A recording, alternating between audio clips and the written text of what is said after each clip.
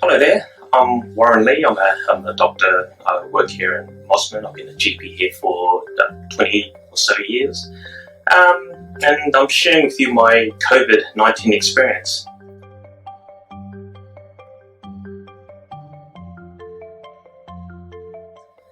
It all started 1st of April. It was a normal clinic day. We were in the middle of our flu clinic, which meant lots of short visits. We were wearing masks, wearing 4-step gowns, and it all started just as a slight sore throat, nothing more.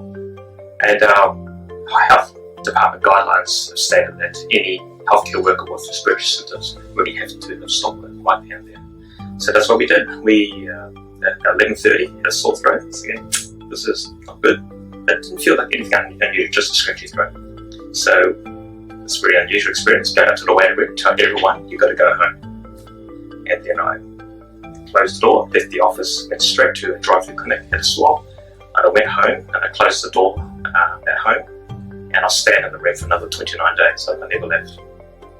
The swab came out positive, and I was quite shocked because that's the first positive case that we've seen.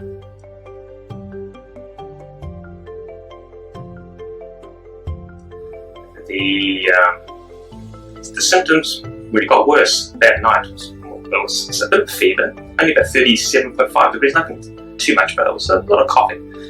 And that carried on like a flu-like illness, a lot of back pain, a lot of neck pain, a lot of headache, a lot of nausea.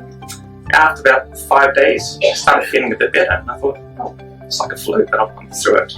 I do distinctly remember the sheets being solid or sweat every 2 or 3 hours. I had to get changed.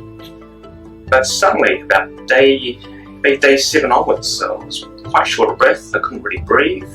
I couldn't finish a sentence without coughing.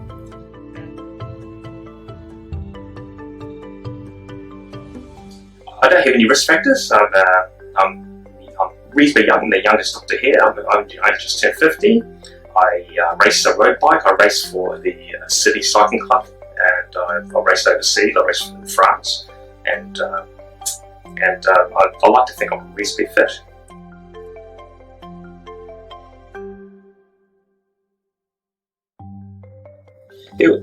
This COVID-19 was pretty strange. I remember riding up, as soon as I was cleared from the virus, I rode up to the local hairdresser, the barber, to get a haircut. Only 1 kilometre flat, that's nothing for me. But when I sat down, I remember sitting on the isolation bench outside the barber, and my chest was bouncing around. And then I realised I had an irregular heartbeat. So I thought, this is a bit strange. I mentioned to my colleagues here sent me to see a cardiologist, and they got me on the treadmill. Sure enough, I had quite an abnormal rhythm with exercise. So I was told not to do any exercise, and I was wearing a cardiac monitor. And probably about 6 weeks after being cleared of the virus at work here, I had an epileptic seizure.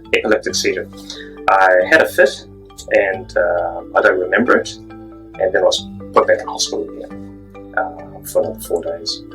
Scans of my brain looked okay, scans of my lungs looked alright, but an EEG showed I had new onset epilepsy. I've never had that before.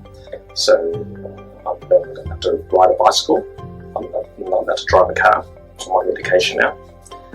And I had a scan of my heart in St. Vincent's Hospital, and it shows I've got a scar right down the middle of my heart, called a myocarditis, which is part of the virus. So I'm not allowed to exercise either. So that's a bit of a shock to me. Being as fit as I am, that I'm not allowed to exercise, I'm not allowed to drive.